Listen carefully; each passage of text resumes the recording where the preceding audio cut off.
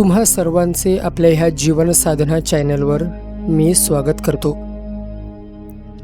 एक महत्त्वाचं ह्या व्हिडिओमध्ये तुम्हाला सांगायचं आहे, कोणी करणी केली म्हणून तुम्ही पण त्याच मार्गाने जाऊन उलटवण्याचा प्रयत्न अजिबात करू नका। तुमच्याकडे तेवढी सुरक्षा नसेल किंवा कसलीही चौकशी न करता, कुठेही कौल न घेता, कोणत्याही बाहेरच्या मांत्रिकाकडे तुम्हाला इतरांकडून कळलं की अशा ठिकाणी मांत्रिक आहेत आणि तुम्ही त्यांच्याकडे जाऊन त्यांच्याकडे गाऱ्हाणं मांडून जर तुम्ही तुमच्यावर केलेला कार्यक्रम उलटवण्याचा प्रयत्न केलात तर त्यांना कळतं। हे ह्या पूर्वीच्या व्हिडिओमध्ये देखील मी तुम्हाला स्पष्ट केलेलं आहे। तुमच्या आजूबाजूला जेव्हा करणी करणारी व्यक्ती काही सोडते तेव्हा तिच्याजवळ असणाऱ्या त्या प्रेतात्मा प्रेतशक्तीसुद्धा तुमच्या आजूबाजूला सदैव वास करीत असतात आणि मग तुमच्यावर लक्ष ठेवणं, तुम्ही काय करताय त्या गोष्टी तिकडं जाऊन पोहोचवणं हे त्यांचं काम असतं। जेव्हा तुम्ही उलटवता तेव्हा त्यांना कळतं आणि मग ती सगळी बातमी त्या मांत्रिकांपर्यंत पोहोचवतात, कारण ती एक माध्यम आहे। करणारा ज्या वेळेला तुमच्यावर काही प्रयोग करतो त्यावेळेला त्या अनैसर्गिक शक्तीच्या माध्यमातून तुमच्यावर तीव्रपणे वार करत असतात आणि मग तुम्ही ज्या वेळेला कोणाकडे जाऊन उलटवता त्यावेळेला तुम्ही किती प्रमाणात सुरक्षित आहात ते बघणं देखील तितकंच महत्त्वाचं असतं।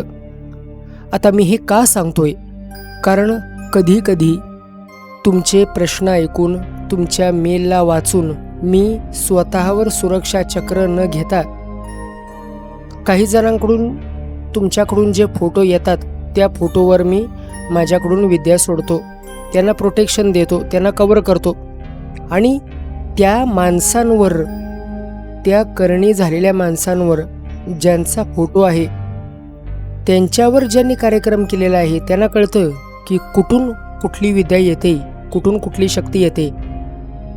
गेल्या आठवड्याचीच गोष्ट मी काम केलं आणि त्याच्यानंतर त्यांनी पण माझ्यावर उलटवलं, पण मला सुरक्षा चक्र घेतलं नव्हतं। तसं रोज मी काही घेत नाही, मी त्या दिवशी सुरक्षा चक्र घेतलं नव्हतं आणि त्या दिवशीच दुपारी अचानकपणे माझ्या घरातील जी दिवा होता त्या दिव्याने अचानकपणे पेट घेतला। तेलानं भरलेलं भांडं किंवा तेलाची पंती कधीही पेट घेत नाही। आता इथे काही जण आपापलं मत व्यक्त करतील, पण पूर्ण पहिले ऐकून घ्या। त्या दिव्याने पूर्णपणे पेट घेतला, त्याच्या बाजूला जो ग्लास होता त्या ग्लासातून बाहेर काळी वाफ यायला लागली आणि ते खाली चिकटून बसलं। त्या तशाच पेटत्या दिव्याला मी हातानं धरून बाहेर काढलं। थोडासा हात भाजला, कारण तो आगीनं भडकलेला दिवा विझवताना तो विजत नव्हता। तुम्हाला हे सांगावंसं वाटलं म्हणून सांगितलं। असे प्रकार आमच्यासोबत कधीतरी होत राहतात, त्यात घाबरण्याचं असं काही नाही। पण तुम्हाला मला ह्याच्यातून एक गोष्ट सांगायची आहे, तुम्हाला मार्ग दाखवण्यासाठी मी इथं आहे।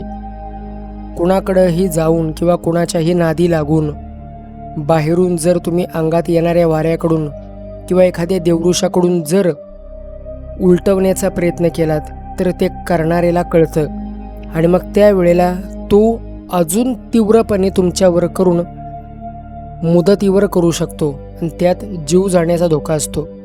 म्हणून तुमच्या घरातल्या देवांना कधीही विसरू नका।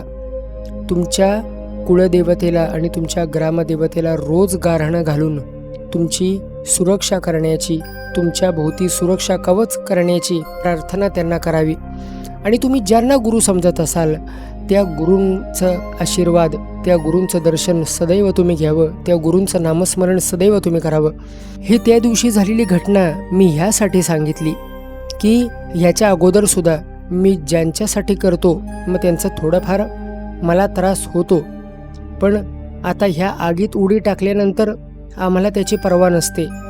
पण तुम्ही तुमच्या आयुष्याला जपून हे सगळं करावं आणि विश्वास ठेवूनच त्या मार्गात उतरावं, एवढंच मला तुम्हाला सांगायचं आहे। श्री गुरुदेव दत्त।